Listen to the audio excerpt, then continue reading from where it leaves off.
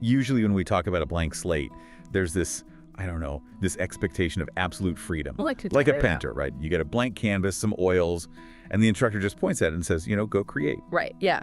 It's that romanticized view of creativity, the whole idea of boundless, unconstrained potential. Exactly. No rules, just pure expression. And it sounds exciting, but then, you step into the world of user interface design. You open up your design software, whether that's Figma or Sketch, whatever you use, you hit new file, and suddenly that infinite gray grid and that stark white artboard isn't liberating at all. It is genuinely terrifying. Oh, absolutely.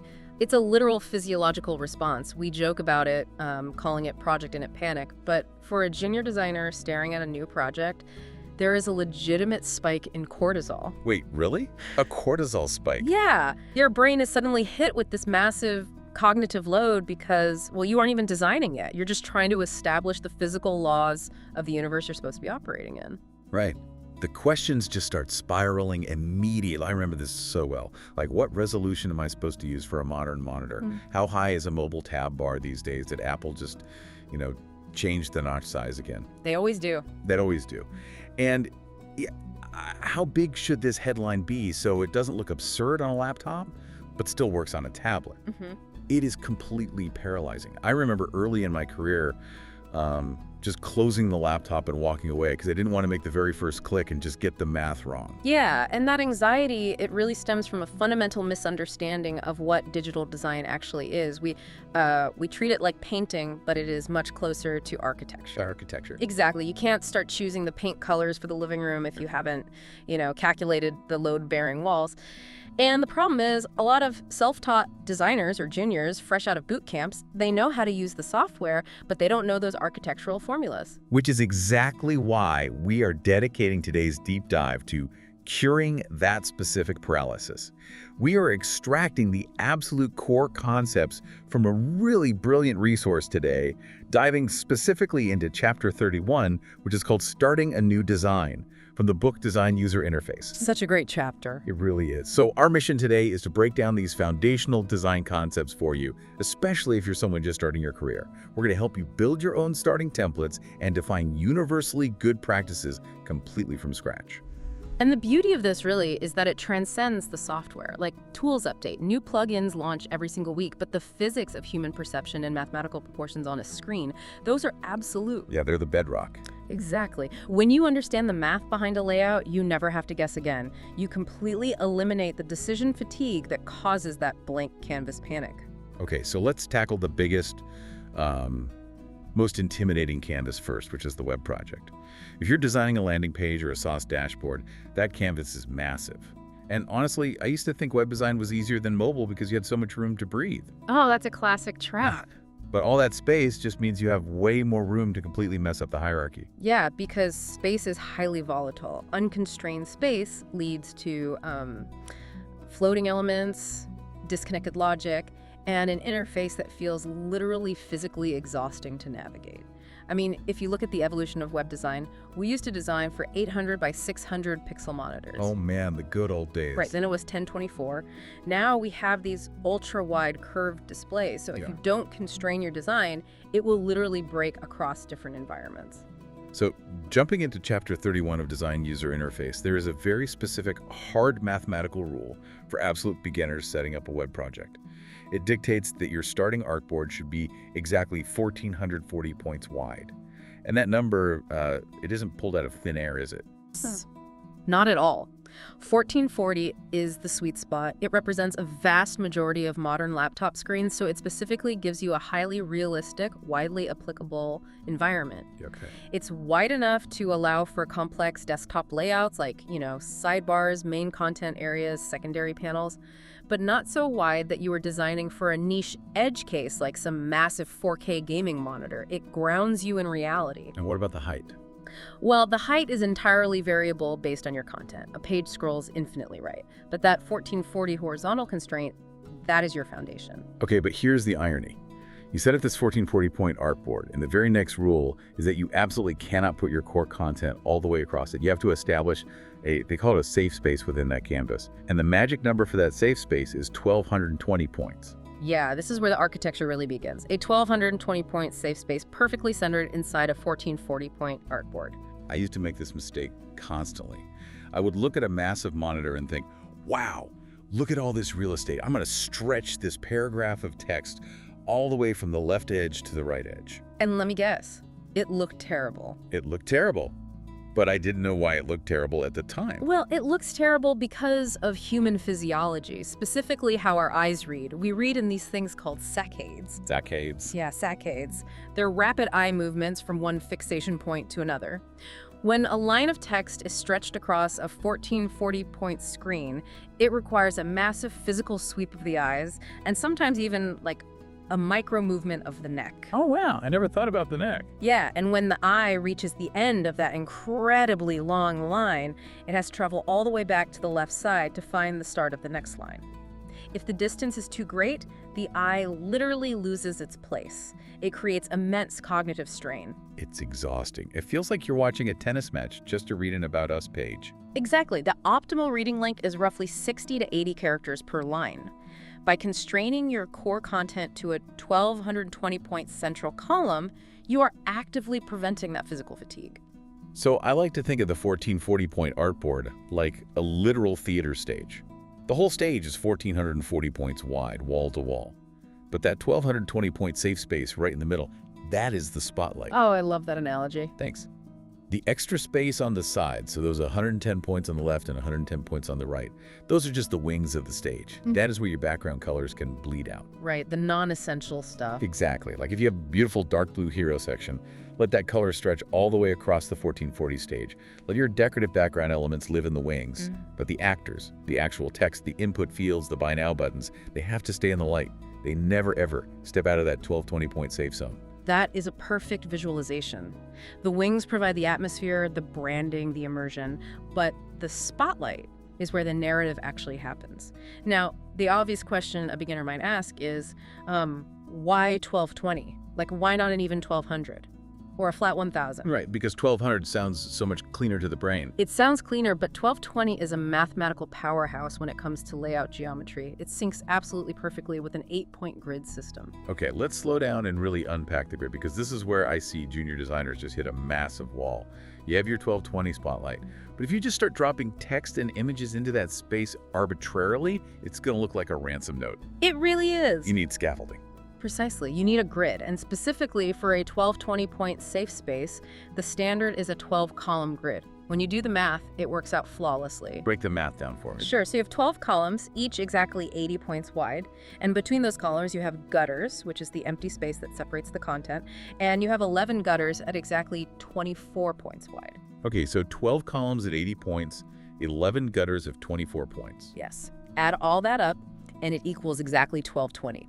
It is a closed, mathematically perfect loop, and everything is a multiple of 8, which means it scales perfectly across different device pixel densities without ever creating those blurry, half-pixel anti-aliasing issues. Now I have to challenge this because I remember fighting this exact battle when I started.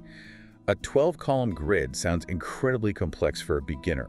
Why in the world are we using 12? Why not a 10-column grid? I mean, we operate in base 10. We have 10 fingers, we conceptualize percentages out of 100.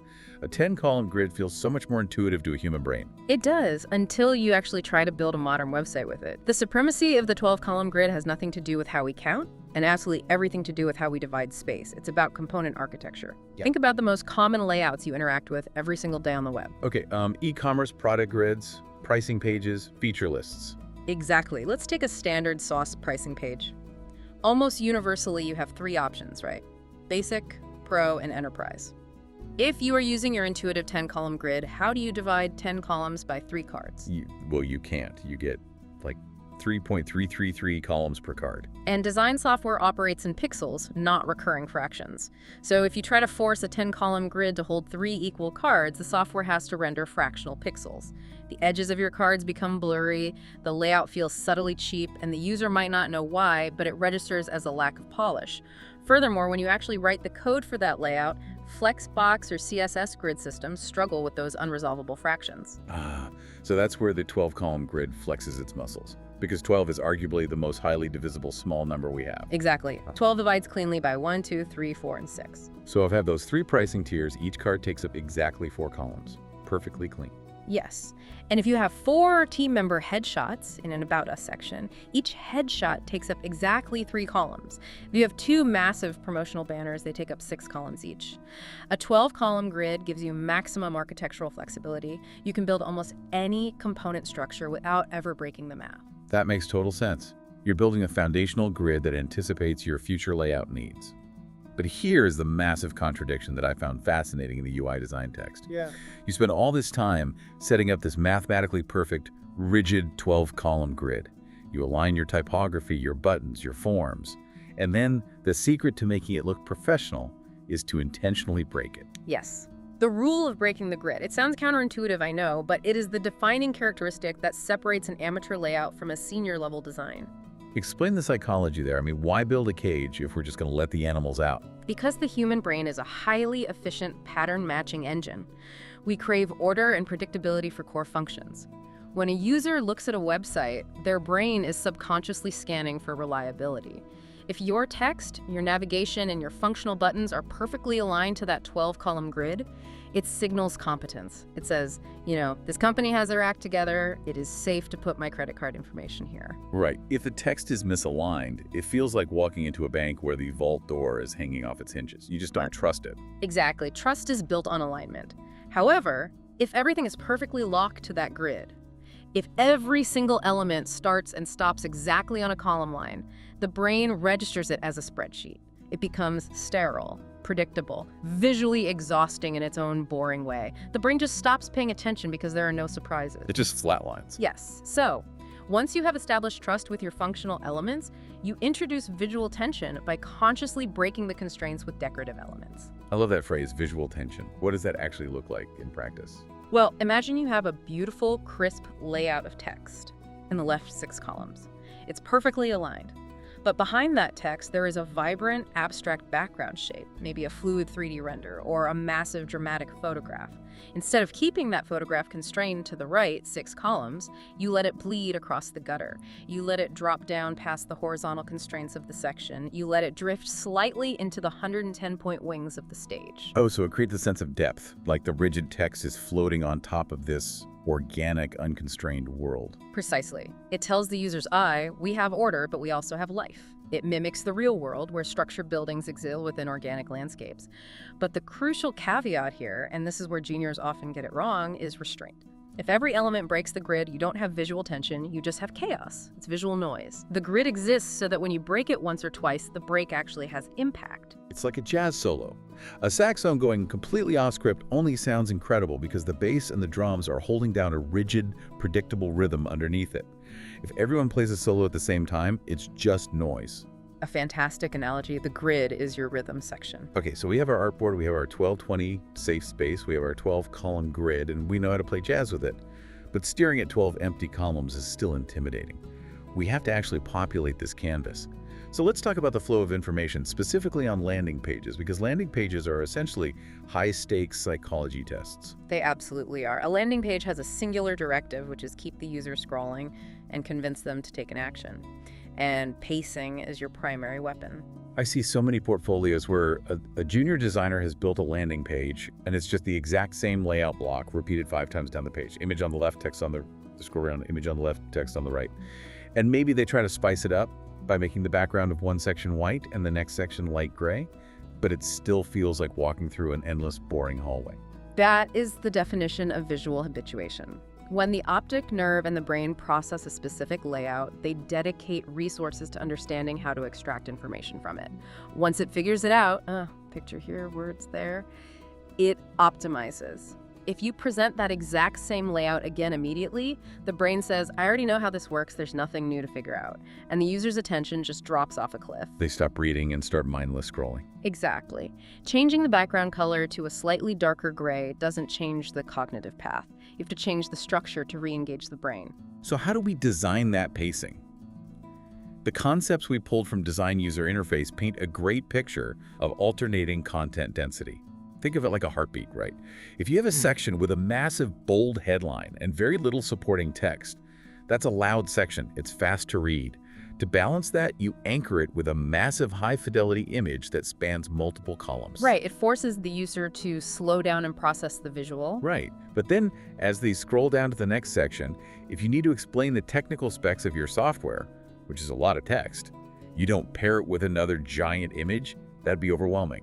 Instead, you create a quiet section. You remove the imagery.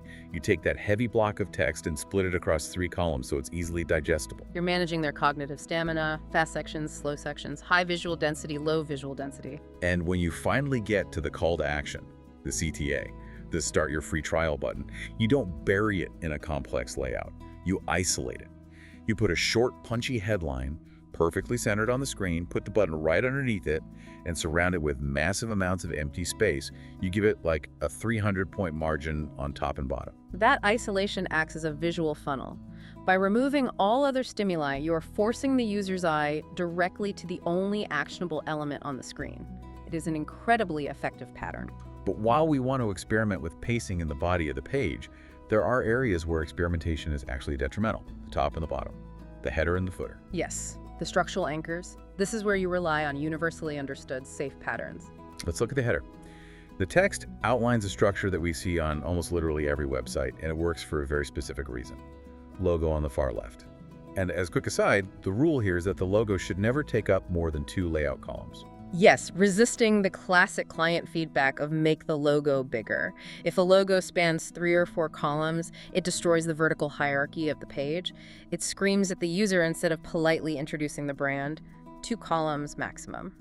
So, logo on the left, main navigation links like home, about, pricing, either centered or aligned, right next to the logo. Right. And then, the most critical element, the prominent call to action button, is pushed all the way to the far right edge of the 1220 safe space. Now, why is this pattern so ubiquitous? Why does the sign up button always live in the top right corner? It comes down to the F pattern. For decades, eye-tracking studies have analyzed how users in Western cultures who read left to right, top to bottom interact with digital screens. And overwhelmingly, heat maps show that our eyes move in the shape of an F.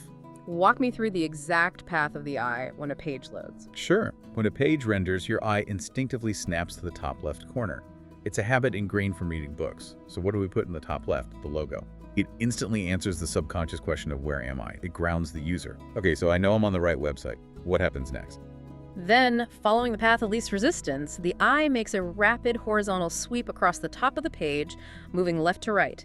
It scans the navigation to see what options are available, and then the eye hits the right edge of the screen. It can't go any further horizontally. It has to stop before it drops down to start the next line. It's a natural visual terminus. Precisely. It is a moment of micropause. And if you place a highly contrasted, brightly colored CTA button exactly at that point of pause in the top right corner, it is neurologically impossible for the user to miss it. You are intercepting their optical journey at the exact moment their brain is taking a breath. That is absolutely brilliant. You aren't forcing them to look at the button. You are putting the button exactly where they were going to look anyway. Good design always leverages human instinct rather than fighting against it. And we see the same philosophy applied to the footer. By the time a user has scrolled all the way to the bottom of a massive 1440-point canvas, they're usually in a different state of mind. They aren't browsing anymore. They are hunting for utility. Like, where is the support email? Where are the terms of service? Do they have a Twitter account? And over a decade of standardized web design has conditioned users to look for social proof and external links in the bottom right corner. If you try to be, creative and put your social icons in the top left of the footer, you are actively frustrating the user. You are forcing them to hunt. And frustration is the absolute enemy of conversion. So we've mapped out this massive desktop stage. We have our 12-column grid, our F-pattern header, our pacing. But here's the fascinating twist for anyone listening who is looking to build their very first portfolio piece.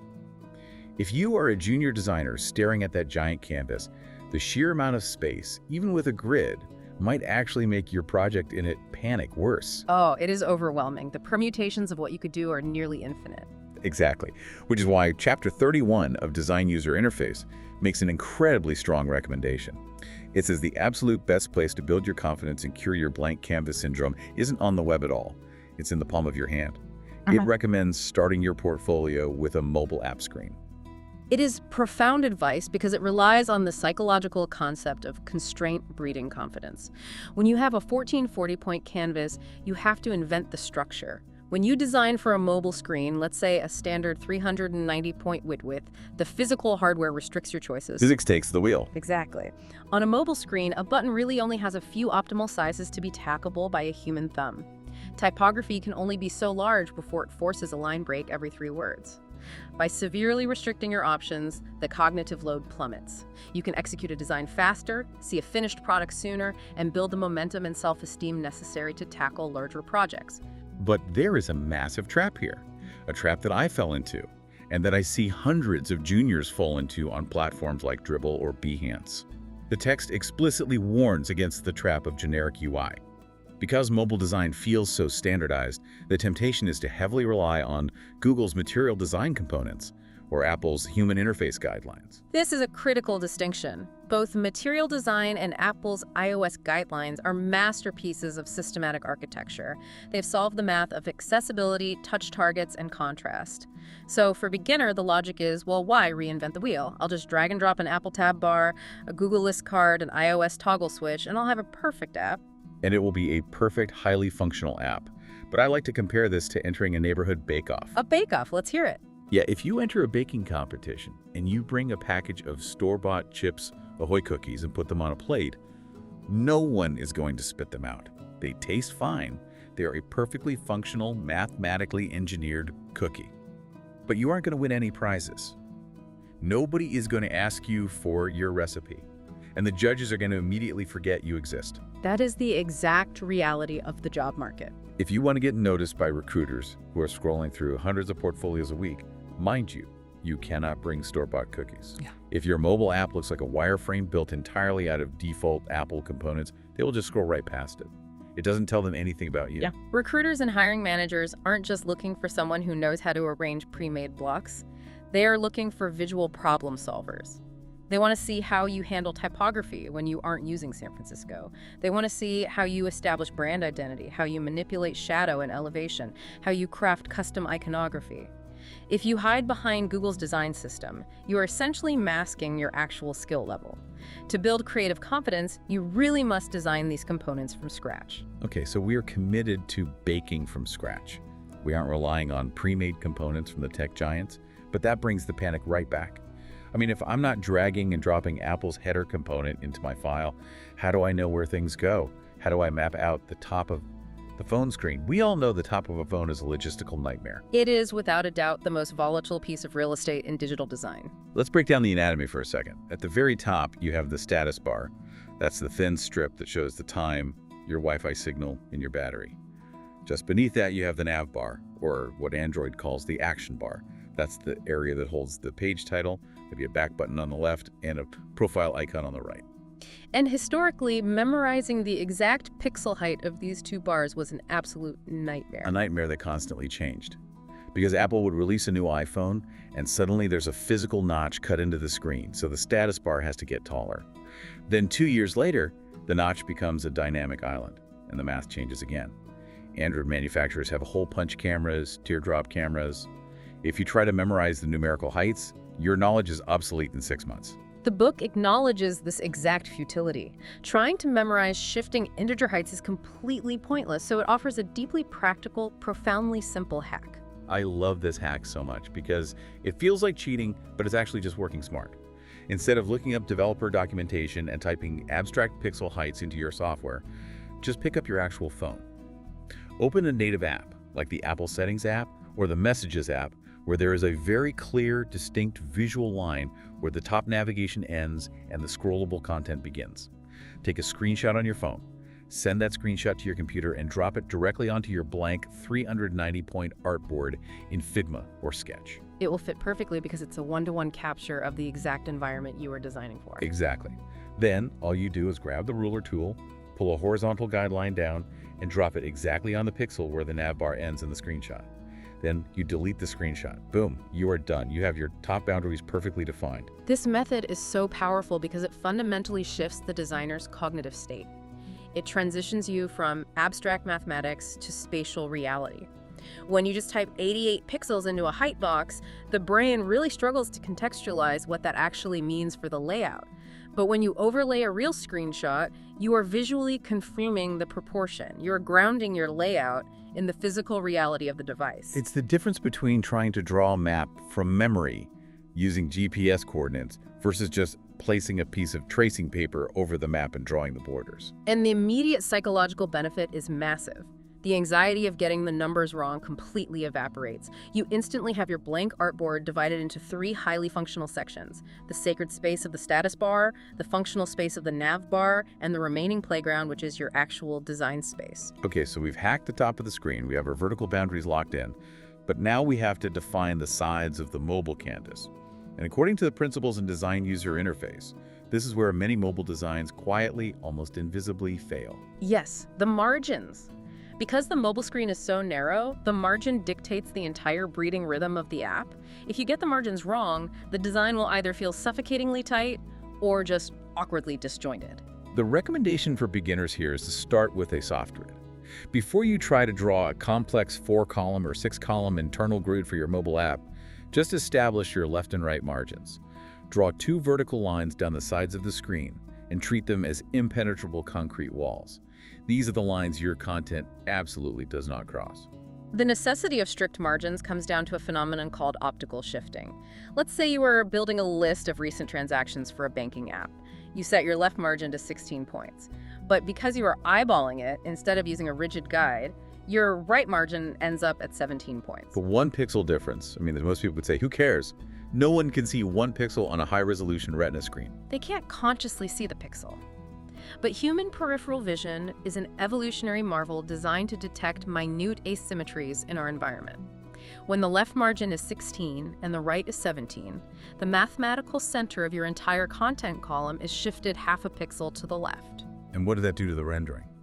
It forces the screen to use subpixel rendering to try and display the edge of your text. It creates a microscopic blur, but more importantly, it creates cognitive dissonance.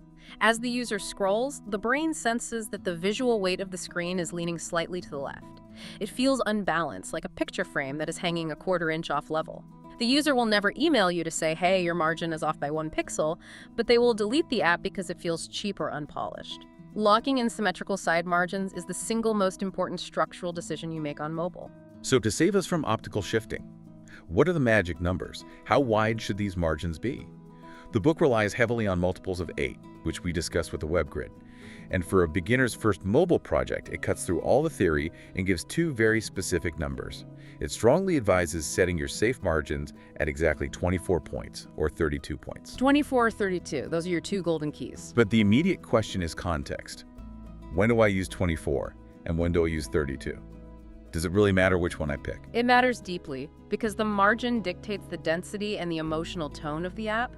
Let's say you were designing a highly functional, data-heavy project, a financial dashboard showing stock tickers, a complex email client, or an analytics tool. You have a massive amount of data to display, and you need to maximize your horizontal space so text doesn't constantly wrap to a second line. Right, you want as much room for the data as possible. In that scenario, you use the 24-point margin. 24 points is exactly wide enough that the text doesn't look cramped against the physical bezel of the phone case, but it pushes the boundaries out far enough to give your data maximum real estate. Okay, so 24 points is for utility, data, and density. What about 32?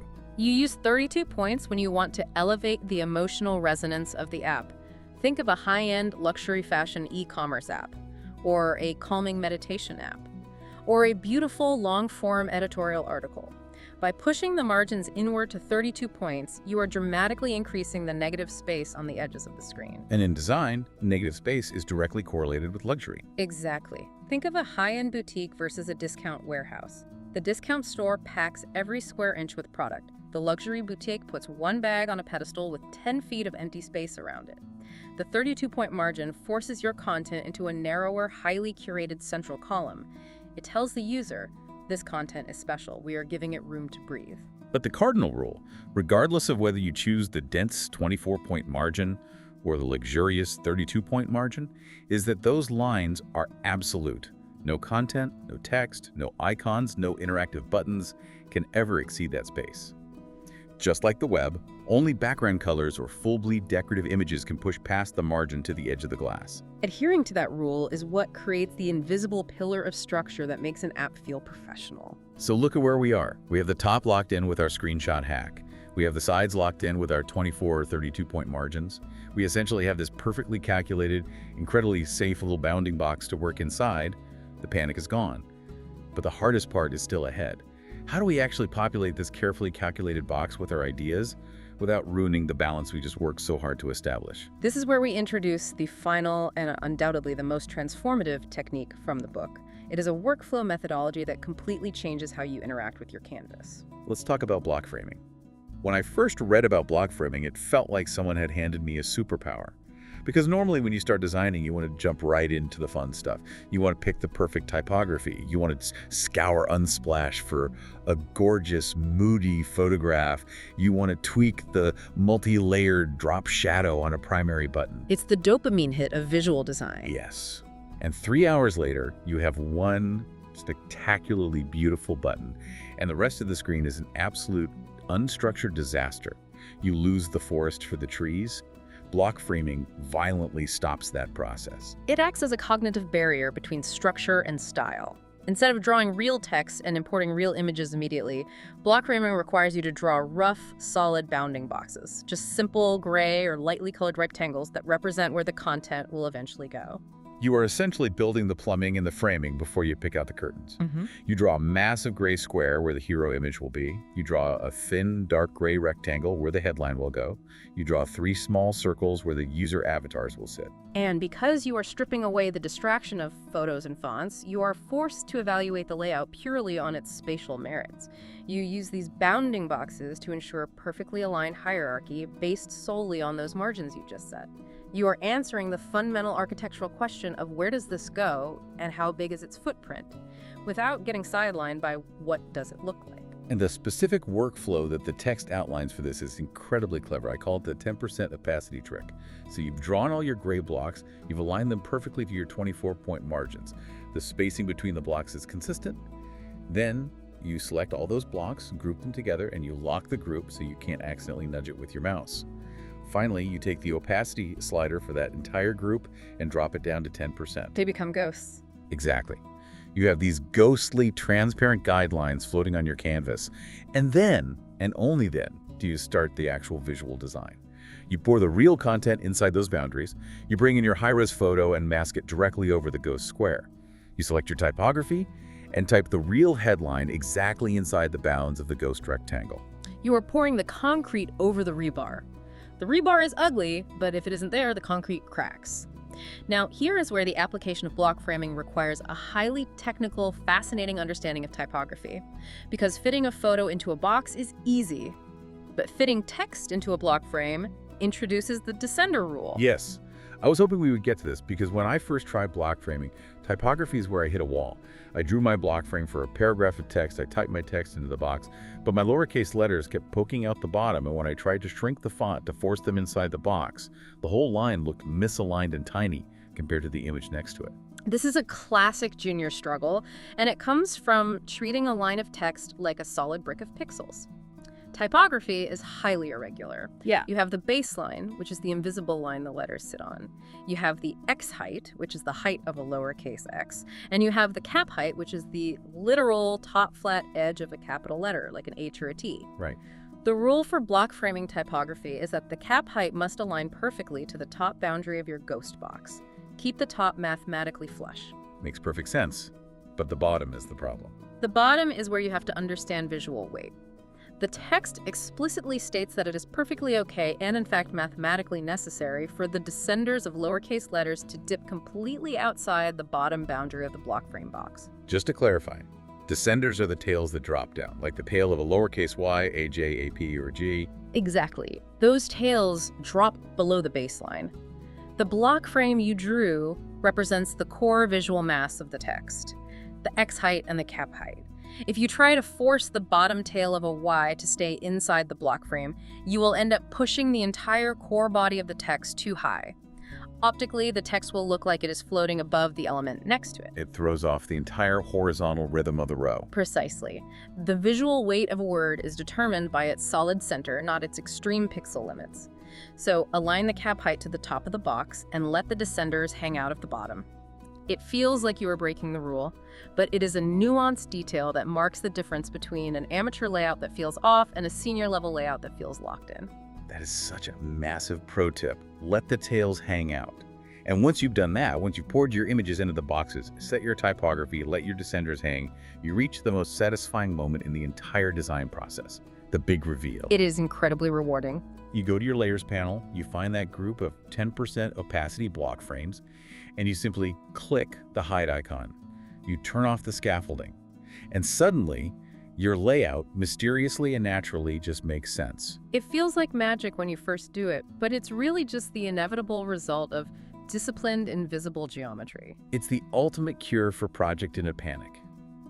Because if you use this workflow, you never actually stared at a terrifying blank screen, trying to conjure a finished design out of thin air. You started by defining a mathematical safe space, then you defined your columns and margins, then you drew gray boxes. By the time you actually started designing, you were just filling in a coloring book that you engineered yourself. It systematically removes the anxiety by breaking the massive problem of design into a series of tiny, solvable architectural equations. And once that anxiety is gone, you can actually focus on the artistry. You solve the layout problem first with block frames, and then you solve the aesthetic problem later with typography, color, and imagery. Trying to solve both simultaneously is exactly what paralyzes people. This has been an incredibly dense, actionable breakdown. We have traveled a massive distance today. We started by staring into the terrifying white void of blank canvas syndrome. We tamed the massive web project by establishing a 1440-point stage and constraining our actors to a 1220-point spotlight. We explored the architecture of the 12-column grid, why its divisibility makes it mathematically superior to 10 columns for component design, and how consciously breaking that grid creates vital visual tension. We look at the psychology of landing pages managing cognitive stamina through pacing, putting the logo on the left to ground the user, and leveraging the F pattern to intercept the eye with a call to action in the top right corner. We discussed why the rigid physical constraints of mobile apps make them the perfect starting point for building creative confidence, provided you avoid the trap of generic, store-bought UI components. We used a screenshot hack to ground our volatile top bars in spatial reality, locked in our mobile margins to either 24 points for dense data or 32 points for luxurious negative space to avoid the cognitive dissonance of optical shifting. And finally, we mastered the architectural discipline of block framing, learning to separate structure from style and letting our typography descenders hang free. Now, we have only scratched the surface of the physiological and mathematical mechanics of UI design today. If you want to truly master these foundations, build airtight templates, and cure your blank canvas syndrome permanently, you need to read the full source material we used for this deep dive. The concepts we discussed are pulled directly from Design User Interface. We highly recommend picking it up and making it your studio companion. You can buy the book right now by scanning the QR code of the book link provided in the description below. For those of you listening in the car, at the gym, or staring at a blank Figma file right now, that link is https://hype4academy.gumroad.com/Lou book. And hey, if you found this deep dive helpful and you want to continue elevating your skills, we explicitly request that you follow us for more technical design breakdowns, workflow hacks, and career building content right here on your favorite app. To close us out today, I want to leave you with a thought to ponder as you open up your design tools and face your next project. We spent the last hour talking about setting strict, unyielding rules, 1,220-point safe zones, 24-point mobile margins, strict 12-column grids, and locking your content into gray block frames. But consider this, true mastery isn't just following the rules, it's understanding why the rules exist so deeply that you know exactly when to ignore them. Once you've practiced these architectural constraints enough that they become pure, effortless muscle memory, which of these rules will you be brave enough to break first to create a design that is truly breathtakingly yours? Until next time, happy designing.